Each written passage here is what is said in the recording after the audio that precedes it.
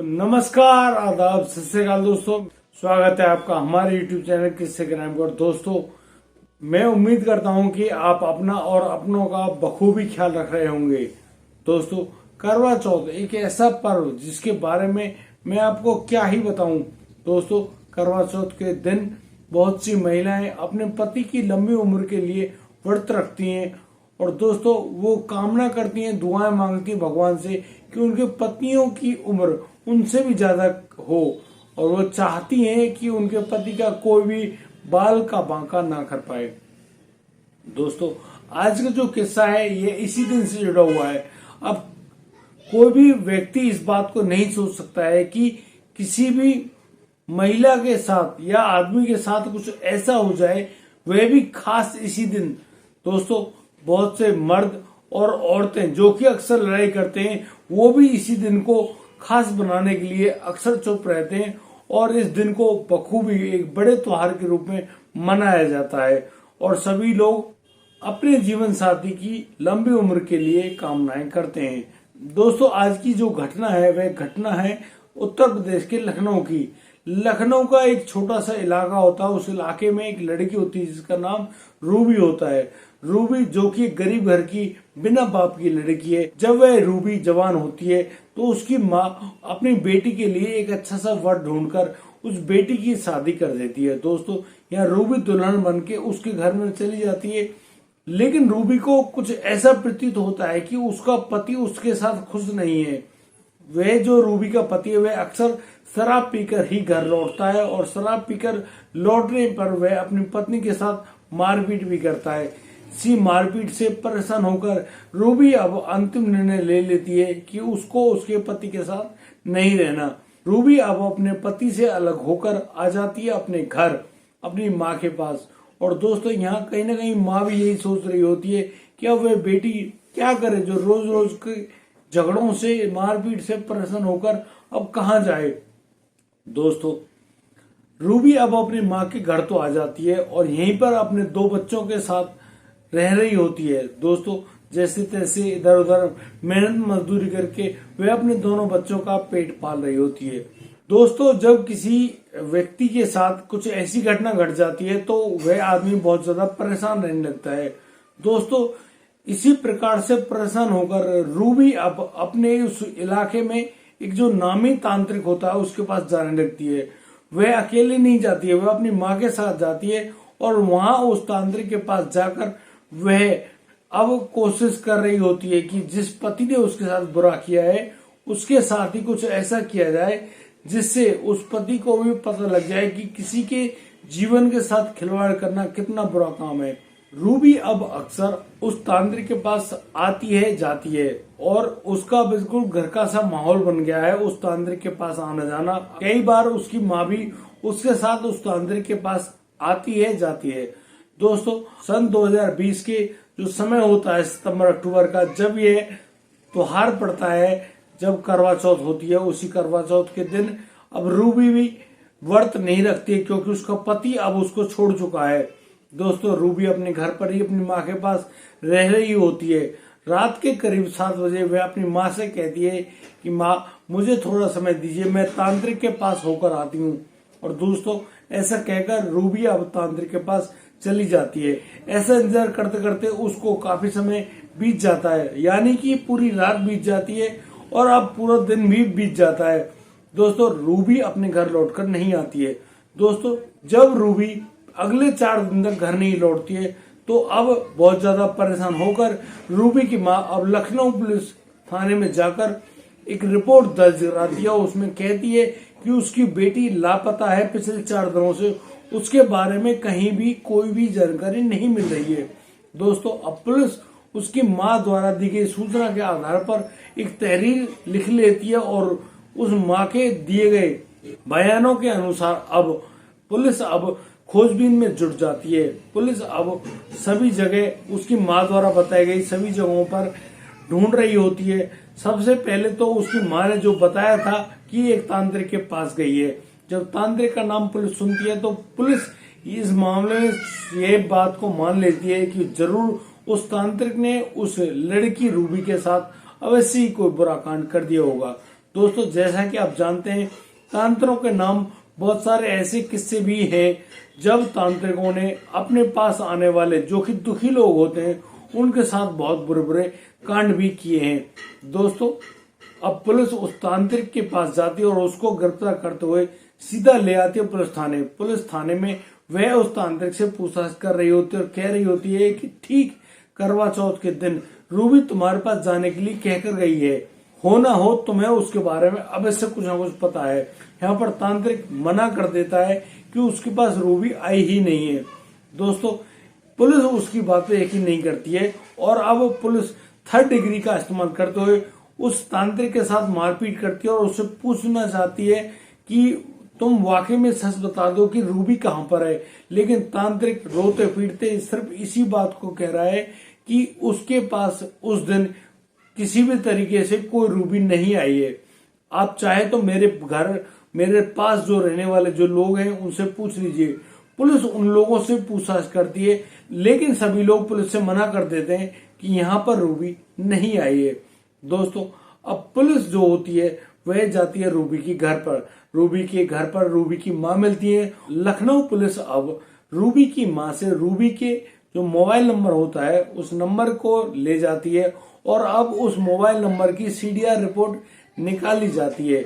उसी CDR report के अनुसार पुलिस को ऐसा कुछ भी नहीं मिलता है कि वह किसी से बहुत ज्यादा बातें किया करती है, सिवाय 2 नंबरों को छोड़कर। पुलिस को वो 2 नंबर तो मिलते हैं और उनमें 1 नंबर तो होता है उस तांत्रिक का, लेकिन पुलिस उस तांत्रिक से हर तरह की पूछताछ कर चुकी है, लेकिन तांत्रिक के पास ऐसी कोई भी जानकारी नहीं है जिससे पता चल सके कि रूबी कहाँ है। लेकिन दोस्तों जो दूसरा नंबर होता है जिस पर अक्सर जो रूबी है वह घंटों घंटों बात किया करती है, अब उस शख्स के बारे में पता निकाला जाता है और अब पुलिस उस शख्स को भी अपने साथ पूछताछ करने के लिए पुलिस थाने ले आती है। पुलिस थाने में लाकर जब उस व्यक्ति से पूछा जाता है तो वह व्यक्ति भी अब मना कर देता है कि उसको रूबी के बारे में कोई भी जानकारी नहीं है। दोस्तों यहाँ पुलिस उस व्यक्ति के साथ भी थर्ड डिग्री का इस्तेमाल करती है और कहती है कि तुम दोनों लोगों से वह रूबी बहुत ज्यादा बात किया करती है। तो इस बात को तो वह व्यक्ति स्वीकार कर लेता है, लेकिन रूबी के बारे में उस दिन के लिए कुछ भी नहीं कहता। वह कहता है कि उस दिन तो वह मजदूरी पे गया हुआ था और शाम को वह जल्दी घर लौट आया और घर उसने थोड़ी सी शराब पी ली थी और शराब पीने के बाद वह अपने घर पर बिल्कुल बेहोश होने की तरह सो गया था। उसको कोई भी खबर नहीं है कि रूबी आई है या नहीं आई है। दोस्तों अब जब पुलिस को दोनों लोगों से कोई भी पुख्ता सबूत नहीं हासिल होते हैं, कोई भी पूछताछ में कोई जानकारी नहीं प्राप्त होती है, तो पुलिस अब दोनों को अपने पास से पूछताछ के लिए लाने पर अब वापस उनके घर भेज देती है। दोस्तों धीरे धीरे समय बीतता है और इस समय को गुजरते गुजरते करीब हो जाते हैं 6 महीने। 6 महीने बाद भी पुलिस के हाथों में ऐसा कुछ भी सबूत या कोई जानकारी नहीं है जिसके बिहाफ पर वो अब रूबी के केस को आगे बढ़ा सके।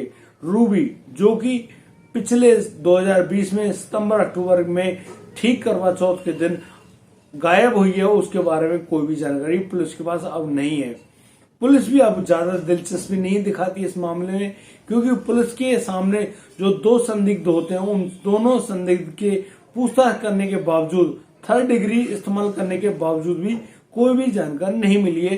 तो अब यहाँ पुलिस उस मामले में, उस केस में कोई खास दिलचस्पी नहीं दिखाती है। दोस्तों एक दिन शाम को 7 बजे करीब एक आदमी जिसकी उम्र करीब 30-32 साल रही होगी, वह बदहवास हालत में उस पुलिस थाने में दाखिल होता है। वह अब पुलिस थाने में आते हुए कहने लगता है कि साहब उसको गिरफ्तार कर लीजिए, उसको जेल की सजा दीजिए, उसको जो भी सजा मिल रही हो वह सजा उसको दीजिए। उसने एक लड़की की हत्या कर दी है, अब वह गिरफ्तार होना चाहता है, पुलिस उसको गिरफ्तार कर ले। दोस्तों पुलिस अब उस व्यक्ति के चेहरे को देखते हुए कहीं भी इस बात को नहीं मानती है कि यह आदमी जो कि एक कत्ल करता है, किसी आदमी को या किसी लड़की को मार देता है, वह खुद ही थाने में आकर अपना जो जुर्म है वो कबूल करे। पुलिस अब उसकी इस बात पर बिल्कुल यकीन नहीं करती है, लेकिन वह आदमी गिड़गिड़ाता हुआ हाथ जोड़ता है पुलिस के सामने, कहता है कि उसको उसके किए गए जुर्म की सजा अवश्य दे। पुलिस अब उससे कहती है कि भाई तुम्हारा नाम क्या है। तो वह व्यक्ति अपना नाम बताता है, पवन, और वह कहता है कि उसका नाम पवन है और वह मजदूरी किया करता है। वह बताता है कि उसने एक लड़की की हत्या कर दी है और उसके सबको उसके कमरे में ही गड्ढा खोदकर दबा दिया है। दोस्तों, यहाँ पुलिस उसकी इस बात पर बिल्कुल भी यकीन नहीं करती है और पुलिस अब सोच रही होती है कहीं इस पवन की दिमागी हालत तो खराब नहीं हो गई है, क्योंकि जिस तरीके से ये बात कर रहा है इससे यही पता चलता है कि इस व्यक्ति की जो दिमागी हालत है वह बिल्कुल भी ठीक नहीं है। दोस्तों, अब पुलिस पूछती है कि जिस लड़की को तुमने मारा है क्या उस लड़की का कोई नाम पता है आपको। तो यहाँ पर जो पवन है वह कहता है कि उस लड़की का नाम रूबी है। दोस्तों, पुलिस जैसे ही रूबी का नाम सुनती है वह तुरंत चौकन्नी हो जाती है और अब पवन को अपने पास बिठा दो पूछती है कि पवन आखिर हुआ क्या है, आप बता दीजिए। दोस्तों, पवन अब बताता है कि रूबी जब अपने पति से अलग होकर अपने माँ के पास रहने के लिए आई हुई थी तो कुछ दिनों बाद जब उनकी मुलाकात होती है तो यहाँ पर उन दोनों की मुलाकात दोस्ती में तब्दील हो जाती है। और दोस्तों, इसी दोस्ती के चलते अब दोनों के बीच एक प्रेम संबंध कायम हो जाता है। इसी प्रेम संबंध के दौरान दोनों साथ जीने मरने की कस्में खाने लगते हैं। दोस्तों, यहाँ पर जो पवन है वह कहता है रूबी से कि रूबी, करवा चौथ के दिन तुम भी आ जाना भाई, हमारा चेहरा देख लेना और हो सके तो हमारे लिए व्रत कर लेना। दोस्तों, अब रूबी अपने प्रेमी पवन के कहने पर अब शाम को अपनी माँ से तांत्रिक के पास जाने का बहाना बनाकर पवन के पास आ जाती है। और दोस्तों, पवन अब अपनी प्रेमिका को अपनी बाहों में पाकर बेहद खुश है। पवन अब अपनी प्रेमिका रूबी से कह रहा होता है कि रूबी, आप आज की रात हमारे पास ही रुक जाइए और हम लोग बड़े प्यार से एक दूसरे के साथ प्यार करेंगे और तसल्ली से रात गुजारेंगे। तो यहाँ पर रूबी है वो मना कर देती है कि नहीं, उसको उसके घर ही जाना है, क्योंकि उसके 2 बच्चे भी उस घर में अपनी माँ का इंतजार कर रहे होंगे। दोस्तों, यहाँ जो पवन है वह रूबी के हाथ पैर जोड़ता है, उससे बहुत ज्यादा मान मोहल कर रहा होता है और कह रहा होता है कि रूबी, आज रात के लिए आज प्लीज यहाँ पर रुक जाइए। लेकिन रूबी उसकी बात नहीं मानती है। रूबी के ना मानने पर पवन अब बहुत ज्यादा गुस्से में आ जाता है और अब पवन उसी कमरे में रखी हुई एक मोटी लकड़ी को उठाते हुए सीधा रूबी के जो सर है उस पर दे मारता है। दोस्तों, जैसे ही वे भारी वस्तु रूबी के सर से टकराती है, रूबी वहीं गस खाकर गिर जाती है बिस्तर पर। और दोस्तों, जो पवन होता है वह शराब के नशे में होता है, लेकिन वह देखता है कि करीब 15 मिनट बाद जब रूबी की सांसें नहीं चल रही तो वह बड़े गौर से देख रहा होता है कि रूबी जिंदा है या मर गई। तो यहाँ पवन को पता चलता है कि रूबी मर गई है। दोस्तों, जैसा कि रूबी मर गई है अब पवन का सारा नशा उतर जाता है और अब वह यह बात सोचकर बहुत ज्यादा घबरा जाता है कि अब पुलिस आएगी और पुलिस उसको गिरफ्तार करेगी, उसको बहुत बुरी तरह से मारेगी, पीटेगी और उससे यह जुर्म कबूल करवा लेगी। दोस्तों, यहाँ पर पवन अब एक प्लानिंग करता है। वह अपने घर में रखे हुए जो फावड़े का इस्तेमाल करते हुए उस जमीन को खोदता है और उस जमीन को इतना खोदता है कि उसमें जो रूबी है उसकी लाश आ सके। दोस्तों, अब पवन आनंद फानन में रूबी की लाश को उसी गड्ढे में रख देता है और फिर ऊपर से मिट्टी डालकर ऊपर ईंटें वगैरह इस प्रकार से जमा देता है जैसे यहाँ पर कुछ हुआ ही नहीं है। दोस्तों, जब पुलिस शक के आधार पर पवन को पूछताछ करने के लिए पहले ले जाती है तो पहले पवन कोई भी जानकारी नहीं दे पाता है पुलिस को, क्योंकि उसको डर लगता है कि यदि उसने यह जुर्म स्वीकार कर लिया तो उसको अब जेल में ही रहना पड़ेगा। लेकिन पवन अब कहता है कि साहब, जो रूबी है ना, रूबी की जो आत्मा है उसको ना सोने देती है, ना चलने देती है, ना खाने देती है, ना पीने देती है। उसने मेरा जीना हराम कर रखा है। मैं कहाँ जाऊं, मैं जिस जगह भी जाता हूं, मैं जिस भी व्यक्ति, महिला, आदमी, लड़की या लड़के को देखता हूं वहीं पर मुझे रूबी का चेहरा दिखाई देता है। साहब, मुझे गिरफ्तार कर लो, मैंने ही रूबी की हत्या करी है। दोस्तों, यहाँ पुलिस उसकी इस बात पे यकीन कर लेती है और अब पुलिस की एक टीम जाती है पवन के उस कथित कमरे में और वहां जाकर उस कमरे की जब खुदाई की जाती है तो पुलिस को पवन के द्वारा बताई गई जो बात है वो बिल्कुल सच निकलती है। और पुलिस जब गड्ढा खोदती है पवन के कमरे में तो पवन को उस कमरे में गड्ढा खोदने पर एक कंकाल मिलता है। दोस्तों यहाँ पर उस कंकाल के ऊपर जो कपड़े हैं और जो मांस और मांसपेशियां हैं वह सभी कुछ गल चुका है। वहां पर सिर्फ एक मानव शरीर का कंकाल ही रहता है। दोस्तों यहाँ पर इस बात की शिनाख्त कैसे करें कि वह लड़की रूबी ही है, इसलिए अब रूबी की माँ को वहां बुलाया जाता है और रूबी की माँ से कहा जाता है कि आप अब यहाँ पर अपनी बेटी की शिनाख्त कर लीजिए। रूबी की माँ अब शिनाख्त करने के लिए जैसे ही आगे आती है वह एक बार तो डर जाती है उस कंकाल को देखकर, लेकिन उस कंकाल के जो हाथों में जो कि एक कंगन होते हैं उन कंगनों को देखकर अब उसकी माँ पहचान जाती है कि यह लाश उसी की बेटी रूबी की है। दोस्तों यहाँ पर एक और अहम जो सबूत मिलता है रूबी के लाश होने का, रूबी के उल्टे पैर में एक रॉड पड़ी हुई थी।